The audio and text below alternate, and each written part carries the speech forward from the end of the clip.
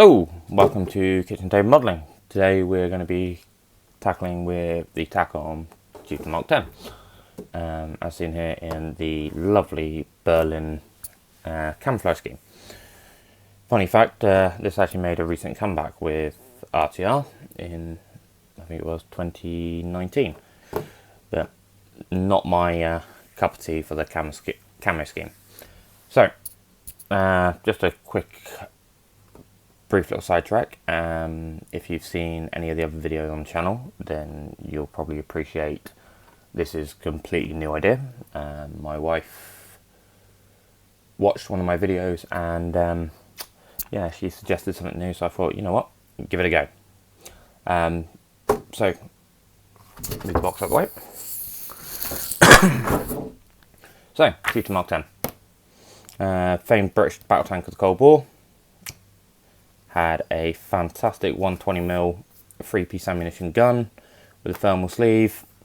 Yeah, it came about sort of 1960s, 1950s, 1960s, sorry, with the L60 power pack, made by Leyland, meant to be a multi-fuel engine for if the Cold War ever got hot, they could shove anything they liked into it to run it.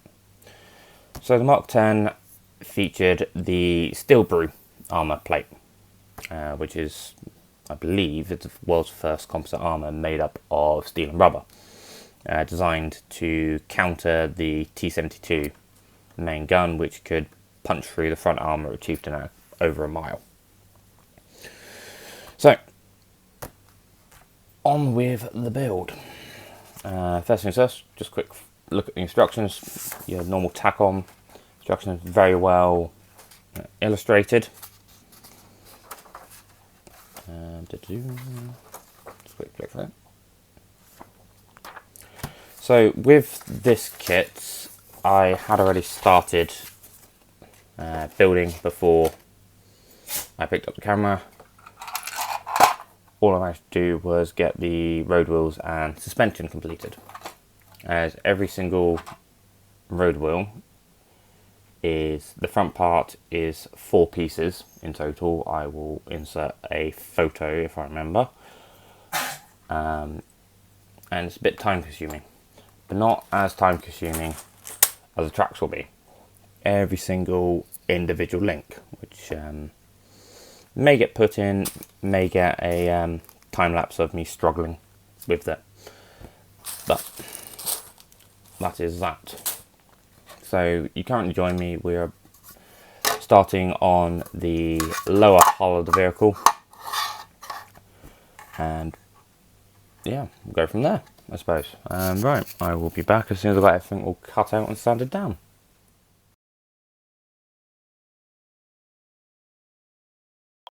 Right, so got the main armour sorted out, got the splash plates taken off, and the holes drilled to fit the steel brew. Got the rear armour all sorted out, and everything cut out for that. So gun clamps, main engine exhaust, towing eyes, the bollards for towing, 2 main exhausts.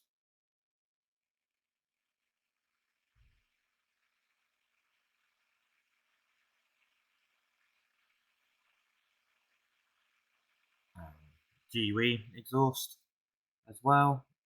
Chieftain was fitted with a generating engine. So if you're sat in a still position, you could run your generator engine without running your main engine. A lot quieter, a lot less heat produced by it. So you could run your radio pack, your gun equipment, heaters, etc. Also your MBC pack, nuclear, chemical and biological warfare. So big filtration system, positively pressurizes the tank from the inside, so it's very hard for anything to get in. It forces everything straight back out into the hole. Also used and required when firing the main gun or coaxial machine gun, as the gases produced by it are very, very toxic. you will get poisoned by them, and yeah, they do make you very ill very quickly. So to fire your main gun, realistically, you want your MBC pack running. So when the breech opens, it forces any gas that's left in the barrel out of the barrel.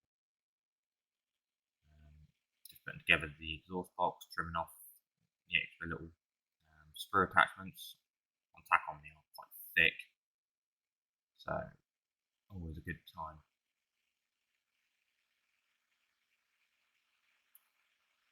Right, that's that. Right. Now I can pick it up. Little fiddly things. A little bit more trimming to do. I found it a lot easier just to use a scalpel than trying to sand them off, as they are quite thick. Attachment points. Get us together in a second. So the exhaust box fitted to the back of Chieftain is pretty recognisable to anyone. A lot of your later tanks have side exhausts rather than rear exhausts. She was the last British one to have actually rear exhaust. Challenger 1 and 2 all side exhaust straight from the engine. Also helps with not a very well known secret is Challenger 2 and Challenger 1 can produce their own smoke screens. Lovely little trick they can do when it bloody works. 99% of the time the switch is always broken inside the cab. Alright, a little bit more trimming. Hopefully get there in a minute.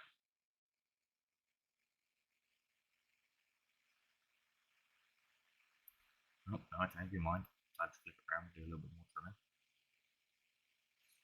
If you haven't guessed, I'm recording this afterwards that the audio quality was absolutely terrible when I played it back and realised I think that's the last time I'm using that camera. This. Right.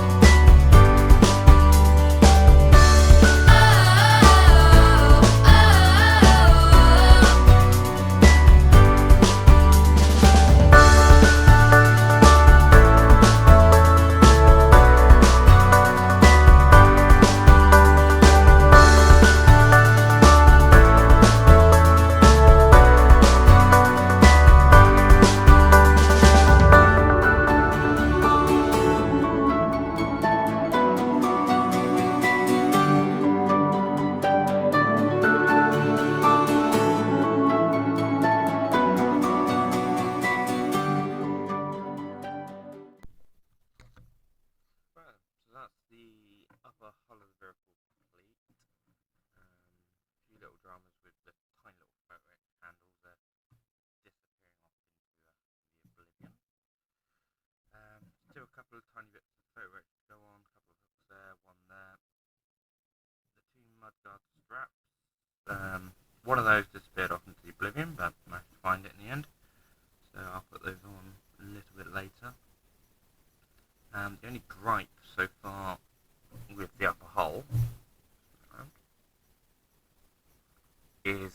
the driver's periscope.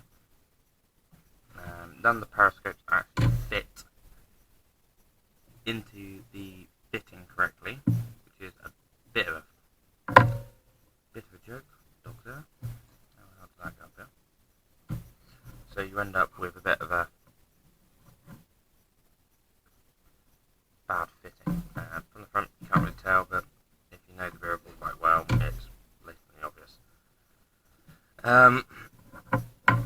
The only other sort of gripe with this so far is the wing mirrors. British tanks, believe it or not, it's a requirement, so we can drive them on the road, that they must be road legal, same as a car, wing mirrors, lights, etc. But 9 times out of 10 they will go missing. They will just disappear into the yonder of the plane, so to speak, same as mud guards. They will vanish somehow, no idea. There is no option in the kit to have them flat like that, so a little bit of modification of clipping off the actual connection point where it mounts into the wing, and then just alter where the mirrors are, place them flat. A few little bits of sanding and touching up to do on here, but I'm going to do that all off camera and move on to the turret. Right then, off we go. Okay, so this is the turret casting. Initially thought, oh yeah, good old two-piece fit together like so, but no.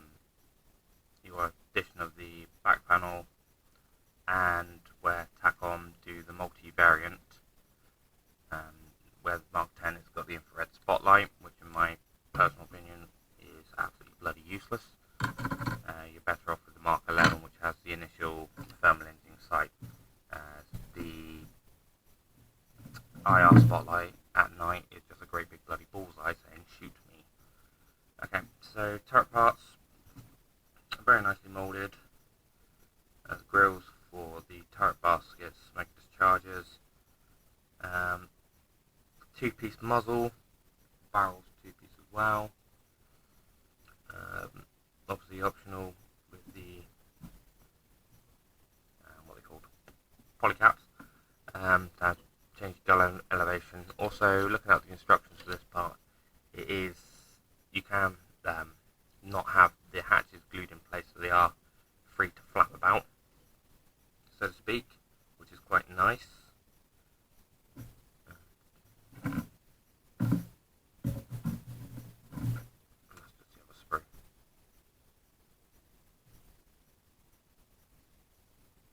Very nice moulding, no obvious ejector marks where you can see them.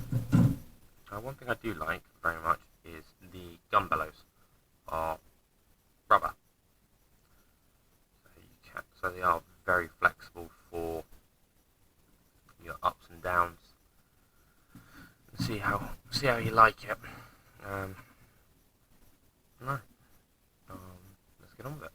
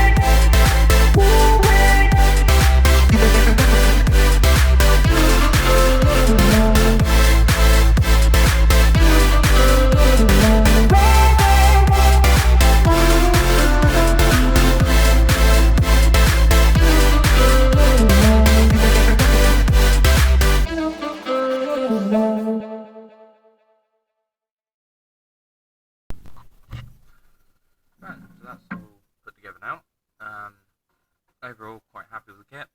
Nice, simple, not really too much of a hassle.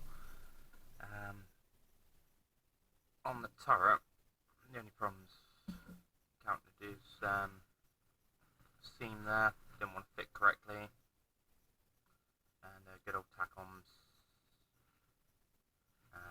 where they attach to the sprues, had to file down and fill a few of those. The baskets I did off camera because they were absolute nightmare. But otherwise, overall very happy with it. A few little lovely details about the turret is, so the gunner's primary sight, they give you an open or closed option. The open option, you get the bit of glass in there. They haven't missed out the auxiliary sight or the loaded periscope, which is very nice. Lovely little fact about the Chieftain gun sight housing is that if this ever was involved in a hot war, unlike it was involved in the Cold War, if it came into contact with a nuclear blast, so the initial flash of nuclear detonation, the armoured hood here would instantly slam shut and wouldn't open again until manually opened by the gunner themselves, or by the gunner themselves, because no one else can do it from his position. So it's a nice little feature that they give you both options. The radio stalks in twin positions. This little mount up here is for what us tankies used to call Winky Pop. So basically it's a little stalk that comes up with a orange beacon on it that spins around for road use. I don't see why it was ever a necessity. You're not exactly going to miss a 50-ton tank driving down the road. If you do, well, you shouldn't be driving, in my opinion. Onto the hull. Once again, very happy with the overall level of detailing. So you've got the 4 fueling points, the access panels to get into the bags, all the decking with the fan covers and whatnot, the little hooks. I haven't put the towing cables on just yet because I'm deciding what to do with them. As I previously mentioned about the driver's periscope, turns out I mistook the 6 for a 9 on the sprue. So that's now the correct scope. The one for the commander was the scope I had in there, so it's not clear, but I'm going to see if I can do something with that during the painting phase. The little splash guard, the mounting hooks, the idler wheels are now on. A few little annoying things with the PE parts with this, very prone to ejecting themselves across the room. So the 2 brass strips that would go around the top of the mud guards, one of them yeeted themselves into oblivion. So I wasn't too impressed with that. Other little nice features is the driver's hatch. If you have it in the open position, you can swing it around and actually lock it away. It's really nice. Also as well, they've also kept in the emergency release mechanism. Hit it with a hammer, pops open. Around the side of the vehicle. Suspension's still not on yet, as I intend on spraying that separately. But I do like they haven't missed out this lovely little port here. A lot of people go, "Oh, what's that for? Spent casings?" No. So that is a airlock in a sense for NBC conditions. So in the event of you're under nuclear, chemical or biological attack, you've sealed your tank down, you've got your NBC pack on to stop anything nasty getting in. We're all humans, we still function, so have to get rid of waste. On the inside there is a sealable bag attached to the inside of the hull. So basically, that's closed, you open up the bag from the inside, you shove whatever you want in there to get rid of out the tank, seal the bag up, open the hatch from the inside the tank via a little arm, force your bag out and basically turn it inside out in the process.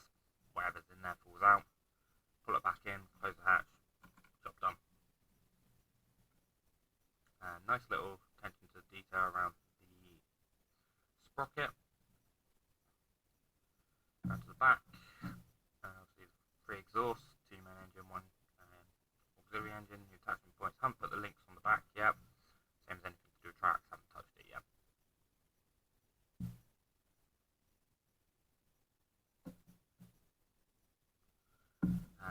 So I'm going to try something new with this, because I found it the other day at the model shop. Always a good place to look. Chieftain actually had anti-slip painting, anti-slip paint. So I'm going to give this a go on the front areas of the turret, and around the hatches. Same on the front of the vehicle, around the driver's hatch, and around by the mud guards.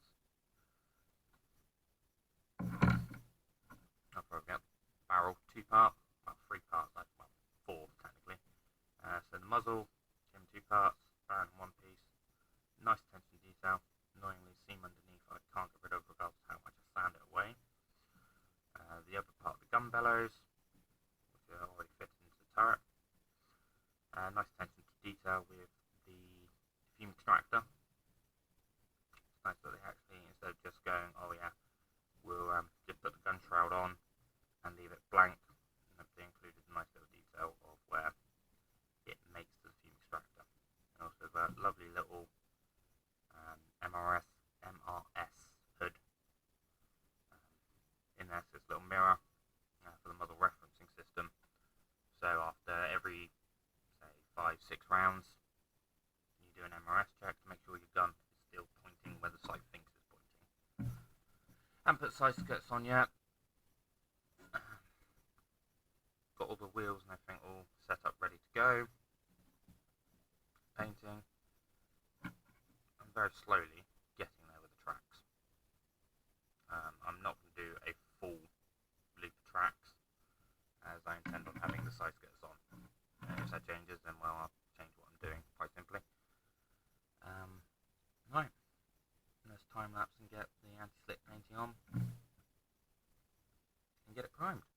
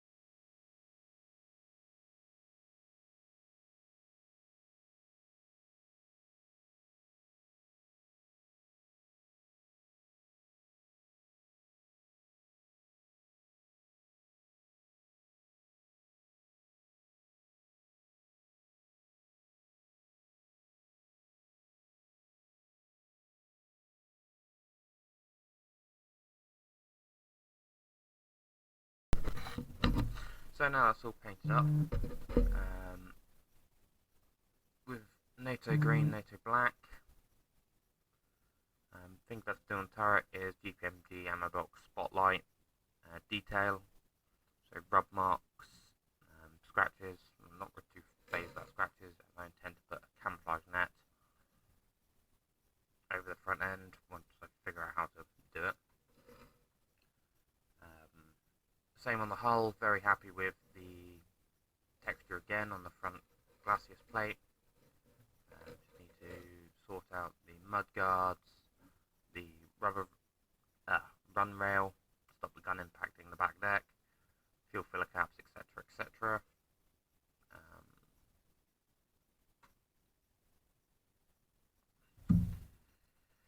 Around the back, the exhausts need to be done, light clusters, and same again, wear and tear. Tracks are on. I didn't do a complete set as it would have just been way too long. Time I don't have at the moment. Concentration levels, yeah, not going to happen right now. Same as track pads. They were painted with a mix of the NATO black and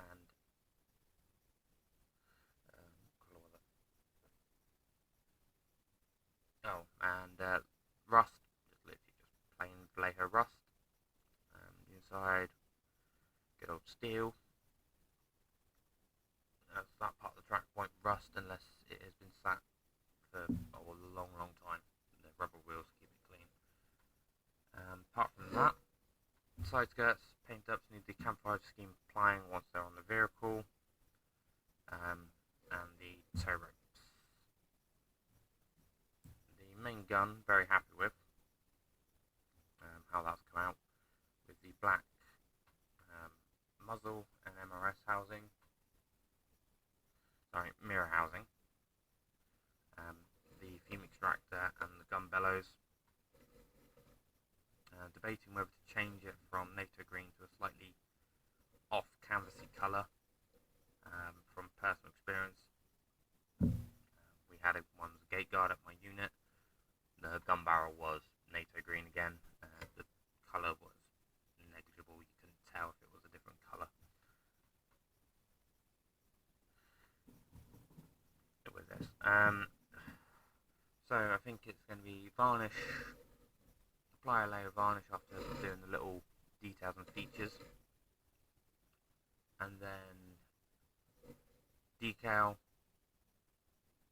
varnish again before we move on to the weathering. Get the side skirts on first,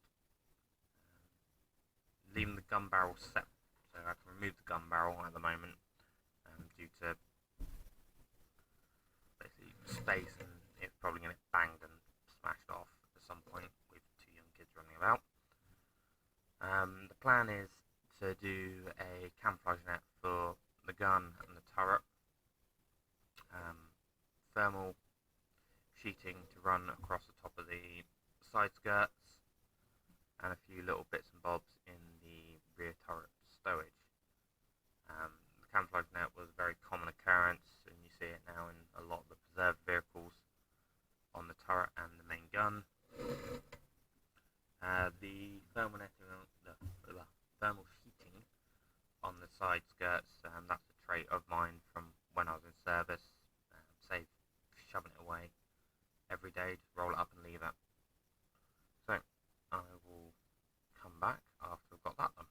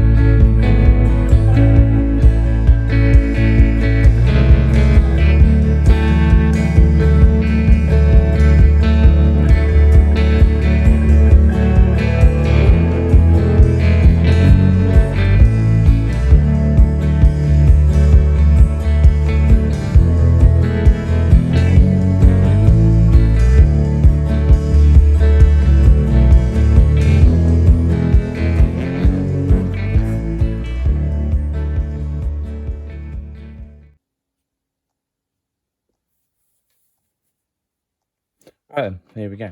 So now the diorama is pretty much finished. The only things I've done off camera is make the tree and attach it into place.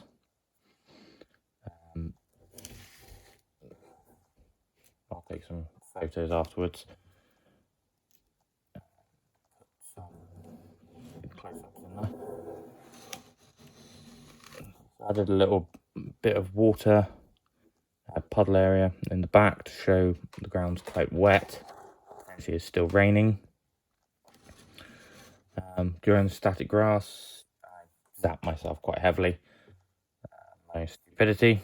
Make note: do not touch the positive end while you've still got the negative end in your hand. Lesson learned there, basic electronics 101. So now the only thing left to do is to get the vehicle in and do the final touches. So I thought I'd do that actually on film rather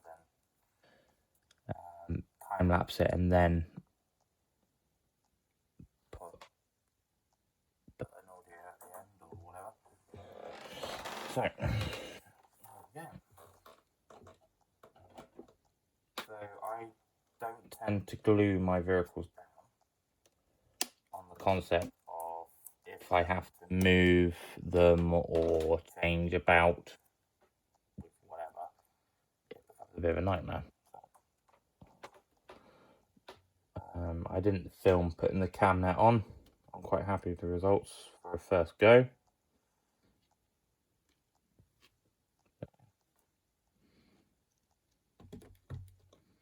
Slide her in like she was meant to be there.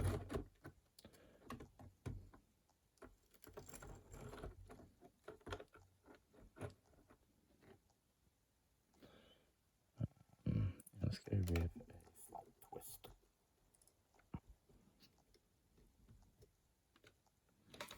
Start at 90-degree angle, just put the aerial out.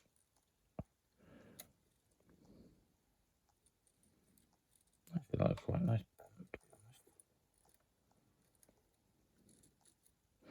It would be bent in reality. Right, so in this bottle, I poured off some of this lovely stuff. After it.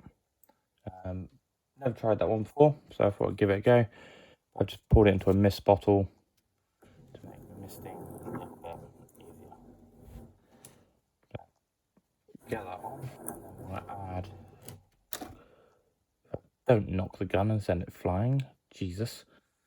Yeah, get that on, and then add a couple of little details, and then we're done.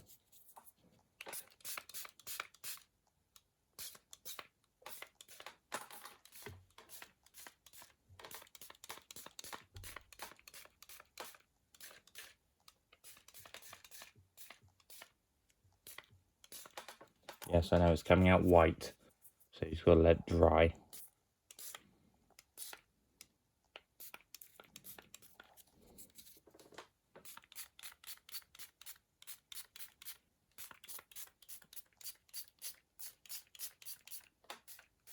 It does dry very nicely into water.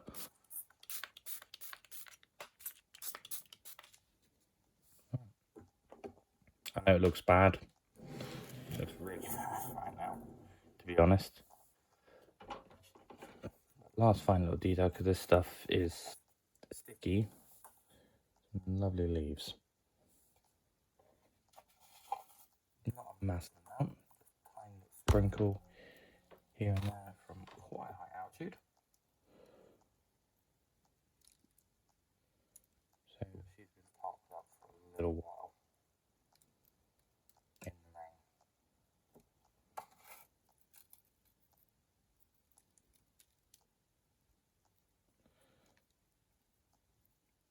Being as autumn, sort of ideal.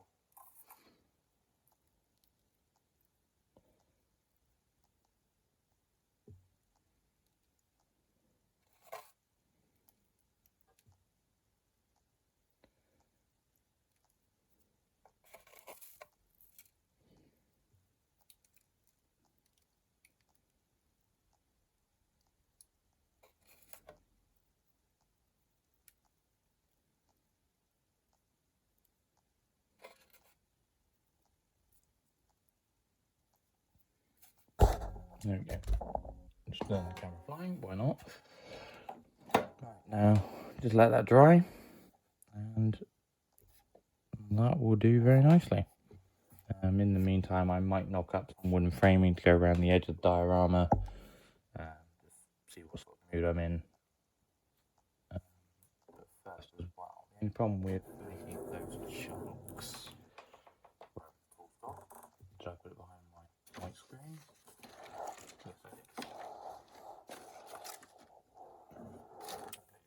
Illusion by knocking it flying. That is on these lovely little tools. Put in leaf coloured paper. I use dry leaves from my reptiles that I own. If you put that in to there, press it through, and you get these nice little cutouts. The only problem is you end up with big chunks like this. So you do have to fish through it a little bit, and sometimes you miss them because they're all the same colour. Like that big bit.